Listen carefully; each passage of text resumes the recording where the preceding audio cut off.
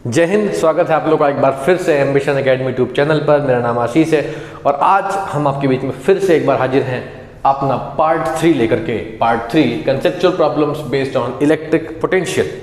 ठीक है, इसके पहले 2 पार्ट आप लोग के बीच में आ चुके हैं जिसका लिंक आपको डिस्क्रिप्शन में मिल जाएगा, वहां पर जाकर के आप इसको आराम से देख सकते हैं। तो चलिए देखते हैं आज के इस वीडियो में सबसे पहला कंसेप्चुअल प्रॉब्लम हमारे बीच में क्या आने वाला है। ठीक है, तो सबसे पहला क्वेश्चन कुछ इस तरीके से है कि हमारे पास इस तरीके से एक सेमी सर्कल दिया हुआ है। इसका सेंटर यहां कहीं है जहां पर कैपिटल Q चार्ज रखा हुआ है और एक पॉइंट यहां ले लिया गया, एक पॉइंट यहां ले लिया गया। ये सेमी सर्कल आर्क हमको दिया गया है, एक आर्क मान लीजिए। और दोनों कंडीशन में यहां पर ये बताया गया कि ये प्लस Q चार्ज रखा है, डिस्टेंस इन्होंने R और R ले लिया है। ये पूछते हैं कि एक दूसरा चार्ज पार्टिकल है जो इस आर्क MN, इसका नाम दिया गया है MN। ये पूछते हैं कि यहां पर एक आर्क है MN और एक पॉइंट चार्ज जो M पर है वो ट्रेवल करता हुआ M से चलते चलते कहां तक आ गया, वो चलते चलते N तक पहुंच गया। कहां तक पहुंच गया? N तक पहुंचा। यहां से चला और यहां तक पहुंचा। इस Q0 चार्ज पार्टिकल के M से N तक आने में कितना वर्क डन किया गया? ठीक है, तो हमें बेसिकली निकालना क्या है, what is the work done in moving a charge Q0 from M to N। ये पूछते हैं कि इस चार्ज पार्टिकल को यहां से लेकर के यहां तक आ जाने में आप कितना वर्क डन करेंगे। वर्क डन आपको निकालना है। तो भैया वर्क डन निकालने के लिए हम एक फॉर्मूला यूज कर सकते हैं क्या, V is equal to W by Q0। अब आप कहेंगे नहीं sir, V is equal to W is equal to F into S इस्तेमाल क्यों नहीं कर सकते? भाई इस फॉर्मूले को इस्तेमाल इसलिए नहीं कर सकते that force is not given to us. Force given नहीं है हमको। अब आप कहेंगे सर ये Q है, ये Q0 है, तो यहाँ से कूलम्स लॉ लगा लीजिए, फोर्स कैलकुलेट कर लीजिए। नहीं हो सकता भाई, नहीं इसलिए हो सकता क्योंकि वो जो फोर्स निकलेगा वो इनके बीच में निकलेगा या फिर इनके बीच में निकलेगा। इनके बीच का डिस्टेंस हमको मालूम नहीं है।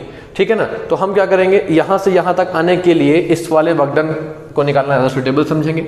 अब आप देख सकते हैं कि जब ये चार्ज पार्टिकल Q0 यहाँ पर था और फिर जब ये N पर आया तो इसका जो डिस्टेंस था इस कैपिटल Q चार्ज से, इसका डिस्टेंस Q चार्ज से ये चेंज नहीं हुआ, यानी ये अभी भी इक्वल डिस्टेंस पर है। और आप जानते हैं किसी भी चार्ज पार्टिकल के चारों तरफ इक्वल डिस्टेंस पर हर पॉइंट पर पोटेंशियल कैसा होता है? सेम होता है। क्या होता है? पोटेंशियल सेम होता है।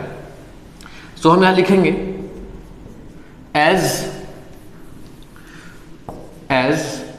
M and N are at equal distant from Q plus Q charge, है ना भाई। देखिए ना, जितना डिस्टेंस ये है उतना डिस्टेंस ये है। अच्छा, इन्होंने ये भी बता रखा है कि M और N के जो आर्क की जो लेंथ है ना वो स्मॉल l ली है। तो भाई जब ये इक्वल डिस्टेंस पर है तो इसका मतलब क्या हुआ कि VA माइनस VB कितना होगा? भाई इन दोनों पॉइंट पे पोटेंशियल डिफरेंस कितना होगा? 0 होगा। क्यों 0 होगा? जब डिस्टेंस यहां से चार्ज पार्टिकल से आप बराबर ले रहे हैं तो these 2 points will behave as they are placed on an equipotential surface, क्योंकि पोटेंशियल यहां भी वही है, यहां भी वही है। यहां से आप चलोगे, इस पूरे रास्ते से चलते आओगे, इस पूरे रास्ते में कहीं भी आपके पोटेंशियल में कोई डिफरेंस आएगा ही नहीं, पोटेंशियल में कोई चेंज आएगा ही नहीं। दैट मीन्स कि पोटेंशियल का डिफरेंस इस पूरी जर्नी में कैसा रहेगा? 0। तो अगर आप पोटेंशियल डिफरेंस पूरी जर्नी में 0 मान लेते हैं दैट मीन्स कि the potential is 0। VA minus VB अगर वर्क डन हुआ होगा तो पोटेंशियल में चेंज जरूर होगा। अब देख सकते हैं आप यहाँ पोटेंशियल में तो कोई चेंज ही नहीं आ रहा है। पोटेंशियल में चेंज नहीं है तो इसको आप 0 पुट करें, Q0 को यहीं रहने दें, तो यहाँ से वर्क डन कितना मिल जाता है? 0। तो इसके 4 ऑप्शन दिए गए हैं, है ना। और चारों ऑप्शन में से पहला ऑप्शन इसमें जो दिया गया है, मैं 4 ऑप्शन मेंशन नहीं कर रहा हूं, लेकिन इतना बता दूं कि वर्क डन आपको 0 है। अब आपको ऑप्शन देखना होगा, 4 दिए हो, 5 दिए हो, 6 दिए हो, जहां 0 दिया होगा वही हमारा सही आंसर होगा। तो ये तो था एक छोटा सा आप ये समझ सकते हैं MCQ बेस्ड कंसेप्चुअल प्रॉब्लम, जिसमें आपको कंफ्यूज करने की कोशिश की गई थी ये लेंथ दे करके। ठीक है ना, लेकिन कंफ्यूज नहीं होना है। कंसेप्ट यही है कि इस पॉइंट और इस पॉइंट पर जब आप ट्रेवल करेंगे इस रास्ते से, इस कर्व के रास्ते से, तो इस जर्नी के दौरान क्या होगा? इस जर्नी के दौरान ये होगा कि आपके पोटेंशियल में चेंज नहीं आएगा, और जब पोटेंशियल में चेंज ही नहीं आया तो वर्क डन 0 हो गया, यानी वर्क डन हुआ ही नहीं। सो ये था आपके लिए पहला कंसेप्चुअल प्रॉब्लम इलेक्ट्रिक पोटेंशियल पर बेस्ड। चलें अगला क्वेश्चन देखें। आइए बढ़ते हैं अगले सवाल की तरफ। और देखते हैं कि अगला सवाल क्या कुछ नया लेकर के आया है हमारे लिए। ठीक है, चले।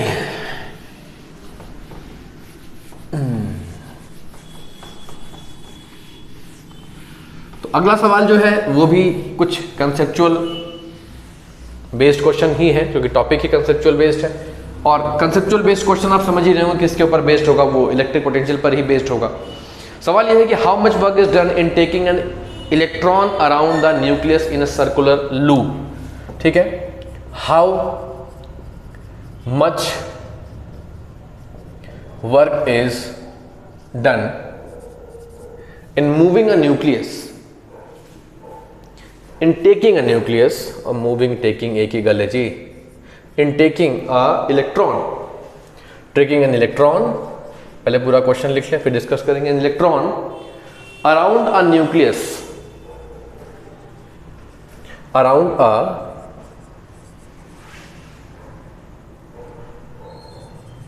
न्यूक्लियस, ठीक है, around a nucleus in a circular path, in a circular path. ये क्वेश्चन तो कुछ जो अभी जस्ट अभी किया वैसा ही हो गया, वहां पर आर्क गिवन था, यहां पर पूरा सर्कल ले रहे हैं बस हम लोग। तो ये देखिए आपका एक न्यूक्लियस है, अब आप एक इलेक्ट्रॉन यहां ले लीजिए, यहां पर आप इलेक्ट्रॉन ले लीजिए, ठीक है ना, जिसका चार्ज आपने -q मान लिया। इसको पूरा घुमा करके वापस इसी पॉइंट पर ले आना है, पॉइंट ए से चलना है, पॉइंट बी, पॉइंट सी के रास्ते वापस ए पर लेके आ जाना है। सो ए पॉइंट पर जब दोबारा आप लौट करके आएंगे तो उन्होंने पूछा है कि भैया इस सिचुएशन में आपके पास वर्क डन कितना होगा, और भाई सीधी सीधी बात है, फिर वही कंसेप्ट कि इसका डिस्टेंस जितने डिस्टेंस पर वो पहले था, मान लीजिए r डिस्टेंस पर था, जब वो यहां पहुंचा तब भी डिस्टेंस r था, यहां पहुंचेगा तो भी डिस्टेंस r, यहां पहुंचा तो भी डिस्टेंस r, यानी डिस्टेंस हमेशा इसके ऑर्बिट का सेम था। और जब आप डिस्टेंस सेम लेते हैं इसका मतलब है कि आप हमेशा इस यहां पर रखे हुए चार्ज से, जो कि प्रोटॉन्स का चार्ज होगा, मान लेते हैं +q होगा, तो आप हमेशा इस पॉजिटिव चार्ज से हमेशा एक बराबर डिस्टेंस पर रहे, यानी ये orbit will behave like an equipotential surface for you. अब चूंकि ये इक्विपोटेंशियल सरफेस है तो आप समझ सकते हैं कहानी फिर वही घूम के आ गई कि अगर आप इक्विपोटेंशियल सरफेस पर ट्रेवल करते हैं, चाहे जितना घूम लें, जब पोटेंशियल में कोई चेंज ही नहीं आया तो हम v क्या पुट कर लेंगे, क्या पुट करेंगे, 0। सो वर्क डन क्या मिल जाएगा, 0। ठीक है, तो ये जो आप क्वेश्चन देख रहे हैं ये इसलिए कराया गया है क्योंकि ये क्वेश्चन CBSE के साथ साथ ICSC, बल्कि इसको ISC बोले क्योंकि 12th तो ISC का होता है, ठीक है ना, ISC 2011 में पूछा गया था। सो ये इसलिए क्वेश्चन आपको करा जा रहा है यहाँ पे कि ये आप बोर्ड क्वेश्चन है, इसको थोड़ा सा ज़्यादा फोकस करके देख लें। तो ये था how much work is done in taking an electron around the nucleus. एक इलेक्ट्रॉन को यहाँ से लेकर के इस ऑर्बिट पर घुमाते घुमाते घुमाते यहाँ वापस लाना है, कितना वर्क डन करना पड़ेगा भाई। वर्क डन डिपेंड करता है पोटेंशियल में चेंज होने पर। जब कोई पोटेंशियल में चेंज ही नहीं हुआ तो फिर वर्क डन भी कैसा हो गया, 0 हो गया। चले क्वेश्चन नंबर 3 की तरफ बढ़े। ये क्वेश्चन नंबर 2 था, बढ़े क्वेश्चन नंबर 3 की तरफ। चलिए देखते हैं क्वेश्चन नंबर 3 क्या कहता है। बहुत छोटे छोटे क्वेश्चंस होते हैं, लेकिन ध्यान रखना कंसेप्ट जब तक क्लियर नहीं होगा, हम बार बार कह रहे हैं, तब तक आपको इन क्वेश्चंस में बहुत दिक्कत आएगी। बहुत सारे बच्चे इसका रेडियस वोडियस लेकर के पता नहीं ऑर्बिट निकालने लगेंगे कि जो ऑर्बिट पे चला है तो इतना डिस्टेंस कवर किया, ये हो गया तो फोर्स इतना लगा, तो फोर्स W = F/s। कुछ नहीं, कंसेप्ट है, सीधा सा कंसेप्ट है, वैल्यू पुट करके आंसर निकाल लीजिए। खैर चलिए, क्वेश्चन नंबर कौन सा बोले इसको हम, क्वेश्चन नंबर 3 होगा हमारा आज की वीडियो का, ठीक है। वैसे आप ओवरऑल देखें तो 5 और 5 10 और 3 13, मतलब ऑलमोस्ट आपके पास ये इसको मिलाकर 13 क्वेश्चन कंसेप्चुअल आ चुके हैं। क्वेश्चन कुछ इस तरीके से कि एक इलेक्ट्रिक डायपोल ले रहे हैं ये, और पूछ रहे हैं कि what is the locus of a point of 0 potential. अरे ये तो बहुत ही बढ़िया क्वेश्चन हो गया। In an electric dipole what is the locus of 0 potential। अरे क्या बात है, ये तो हम पहले भी डिस्कस कर चुके हैं। ये है आपका डायपोल, यहाँ -q चार्ज है, यहाँ पर +q चार्ज है। सेंटर पर एक पॉइंट O ले लेते हैं, इससे r डिस्टेंस अगर हम ऊपर चले जाएं, है ना, इक्वेटोरियल पॉइंट पर चले जाएं, तो आप जानते हैं इक्वेटोरियल पॉइंट पर पोटेंशियल कितना होता है, पोटेंशियल कितना होता है, जीरो। इसकी प्रूविंग हम ऑलरेडी कर चुके हैं कि पोटेंशियल जीरो क्यों होता है, क्योंकि इसकी वजह से भी वहां पोटेंशियल लग रहा होगा, इसकी वजह से भी लग रहा होगा। इसका पोटेंशियल उतना ही लगेगा बट वो पॉजिटिव होगा, इसका पोटेंशियल उतना ही होगा बट वो निगेटिव होगा। दोनों पोटेंशियल इक्वल अपोजिट है तो ऐड होंगे नहीं, सब्ट्रैक्ट हो जाएंगे तो जीरो आ जाएगा। नीचे की तरफ आ जाइए, उतने ही डिस्टेंस नीचे या जितना मर्जी डिस्टेंस आप नीचे आ जाइए, आर डिस्टेंस नीचे आ गए, इस पॉइंट पर आए, यहां पर भी आपका क्या होगा, पोटेंशियल जीरो होगा। इसकी प्रूविंग अगर आपको देखनी है कि क्यों ये जीरो है, तो ठीक आपको जो पार्ट 1 कराया गया है, इसी टॉपिक का जो पार्ट 1 कराया गया है उसमें आप जाके देखें तो ये प्रूव करके दिखाया गया है कि क्यों यहां पर पोटेंशियल जीरो आ जाता है। तो हम सीधे सीधे इसका आंसर लिख सकते हैं कि भाई लोकस जो है ना, लोकस एक पॉइंट बोलेंगे तो वो जो पॉइंट है जहां पर पोटेंशियल जीरो होगा डायपोल के, उसका नाम है इक्वेटोरियल पॉइंट, या फिर यूं कह सकते हैं any point above or below the dipole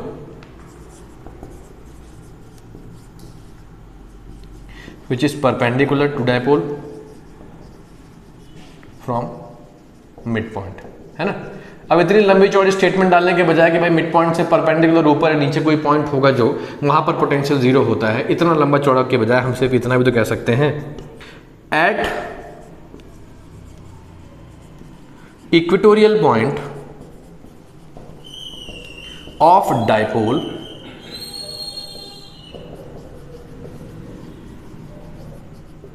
the potential is zero. खत्म हो गई बात। प्रूविंग देखना है तो आप पार्ट 1 में जाकर के, इसका लिंक आपको डिस्क्रिप्शन में गिवन है, आप वहां जाकर के भी इसकी प्रूविंग देख सकते हैं कि किस तरीके से इसके इक्वेटोरियल पॉइंट पर किस तरीके से इसका पोटेंशियल जीरो हो गया, कैसे ये प्रूव होकर निकल गया है। तो ये था हमारा क्वेश्चन नंबर 3। चलते हैं हम अपने क्वेश्चन नंबर 4 की तरफ। आखिर क्वेश्चन जो हम होगा कराएंगे बहुत ही जबरदस्त, एक छोटा सा न्यूमेरिकल है, ठीक है। फिलहाल चलते हैं अगले क्वेश्चन नंबर 4 की तरफ, ठीक है। ध्यान रखेंगे अभी हमारे पास इस इलेक्ट्रिक पोटेंशियल और फ्लक्स का सीरीज खत्म नहीं हुआ है, अभी हमने केवल थ्योरी कंप्लीट की है और अब हमारा कंसेप्चुअल का हो सकता है कि ये अभी पोटेंशियल का लास्ट वीडियो हो, लेकिन अभी फ्लक्स के कंसेप्चुअल क्वेश्चंस अभी कराने हैं आपको, वो हम आपके बीच में लाएंगे। इसके बाद हम आपके बीच में इसका न्यूमेरिकल पार्ट भी लाने की कोशिश करेंगे, ठीक है। न्यूमेरिकल पार्ट बहुत बढ़िया रहेगा इसका। चलिए देखते हैं आज का क्वेश्चन नंबर 4 क्या होने वाला है।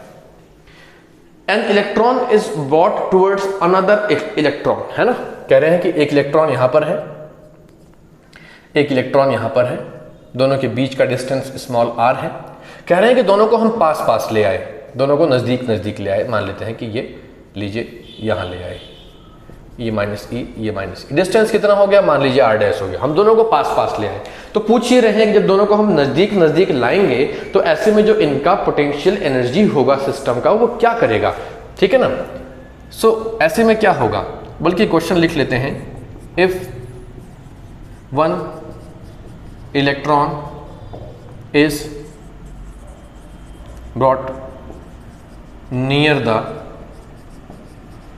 Other electron, what happens to the electrostatic potential energy of the system? What happens to the electrostatic potential energy of the system? चलिए यहां समझते हैं इस चीज को। एक इलेक्ट्रॉन ये रहा, एक इलेक्ट्रॉन ये रहा, चार्ज दोनों के ऊपर तुमने माइनस ई माना हुआ है। U is equal to 1/4 epsilon naught Q1 Q2 by, यहां पर आप r² ले सकते हैं, बल्कि r² नहीं r होता, सॉरी। ये आपका पोटेंशियल एनर्जी का फॉर्मूला है दोनों कंडीशन में, है ना।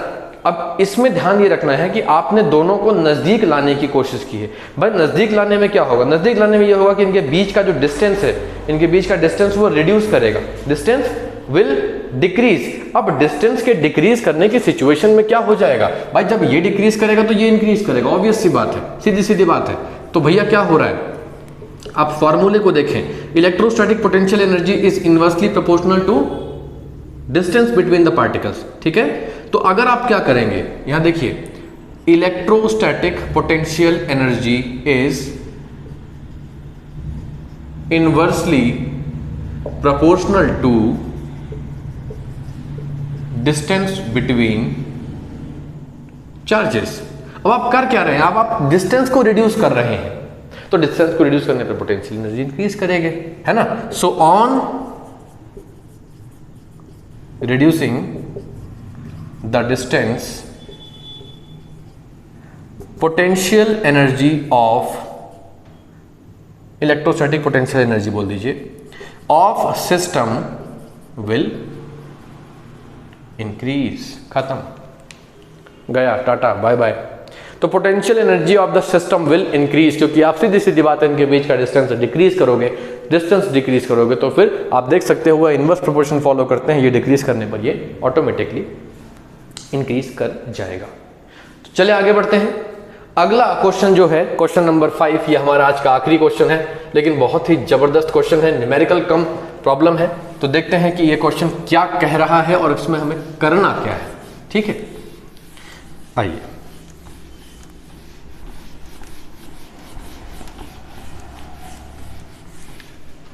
चलिए देखिए जरा, एक छोटा सा इन्होंने बताया है, कुछ सर्कल वर्कल टाइप कुछ मामला है ना।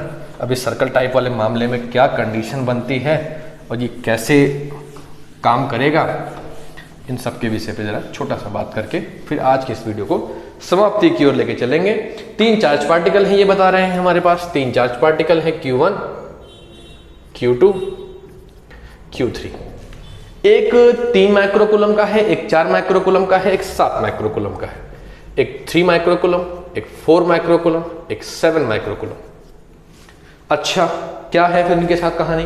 ये सरकमफियरेंस पर रखे हैं एक सर्कल के, जिसका रेडियस कितना है भाई, 1 मीटर है।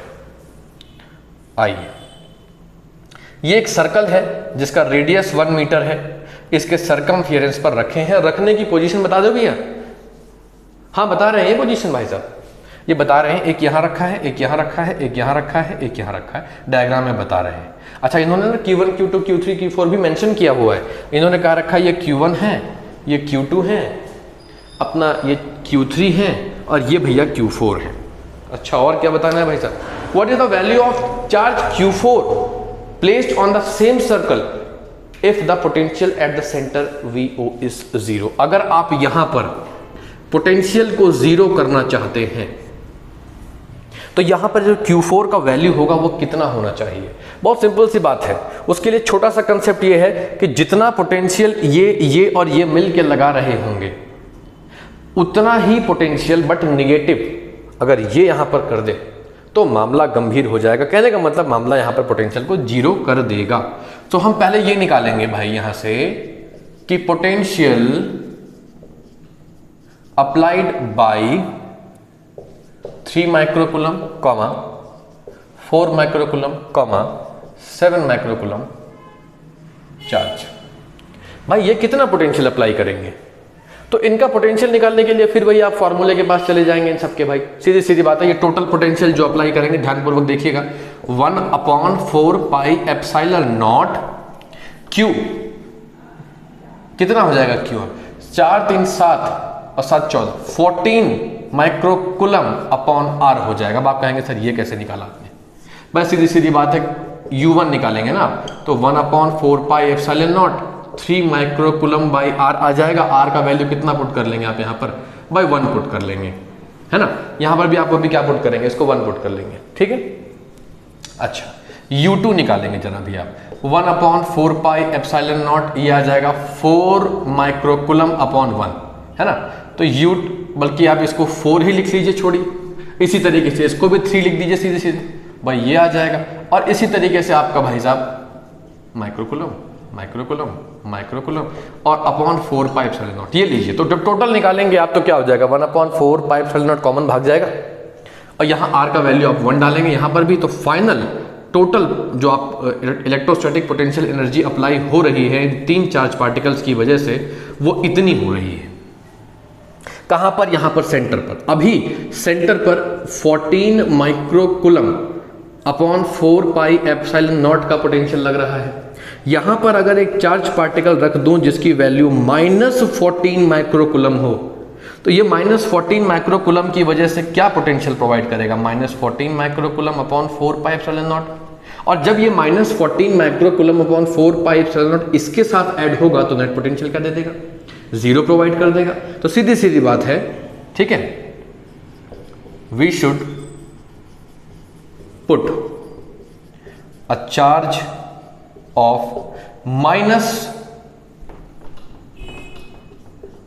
-14 micro coulomb at Q4 in order